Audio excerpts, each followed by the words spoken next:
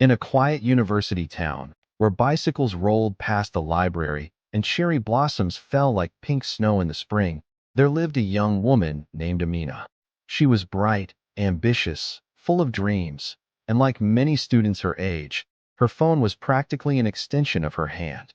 It held her lecture notes, her photos, her schedule, her music, her messages, her reminders, her world. To her, it wasn't just a device.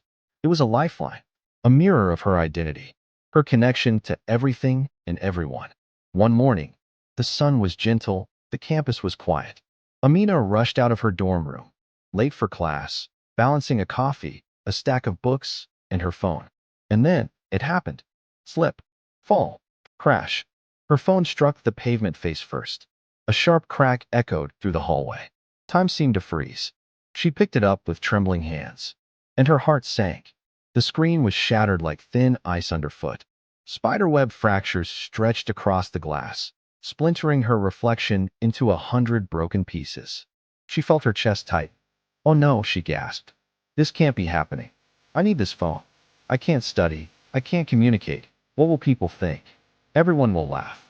I look careless, irresponsible." Her mind spiraled into panic. She imagined classmates staring, judging, mocking. In her heart, it felt like more than a phone had cracked. It felt like her confidence, her day, her control over life. With anxiety gnawing at her thoughts, she walked across campus to visit her Zen teacher, an elderly man named Masterly, known for his calm wisdom and his unusual way of teaching through experience rather than lecture. Amina expected him to offer money for repairs, or comfort her with sympathy, or tell her it was okay to cry.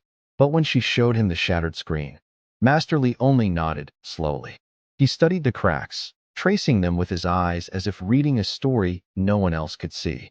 Then, without a word, he handed the phone back to her. "Look through it," he said gently. Amina blinked. She wasn't sure she heard him right. "Look through it," she repeated. "How? It's broken." Masterly smiled, the kind of smile that holds a lesson inside it. Still uncertain, Amina lifted the phone and stared through the fractured screen. She expected to see distortion, fragments, pain. But instead, she saw something surprising. She could still see her reflection, not perfect, but present. She tapped the screen. It still lit up. The brightness still shone through the cracks. She opened her messages. They were still readable. She called her mother. The phone rang clearly. She scrolled through her favorite poems. Every word was intact. The phone was broken, yet still alive. Still useful. Still hers. Masterly asked quietly, "What do you see?" Amina stared for a long moment. She breathed slowly, deeply, and her panic softened into reflection. "I see. Everything is still here," she whispered. "My world didn't disappear. The crack changed the appearance, but not the function, not the value." Masterly nodded. "Exactly." He folded his hands behind his back. "Life will never hand you perfection. There will always be cracks, mistakes, failures, disappointments, heartbreaks." His voice was calm, like flowing water.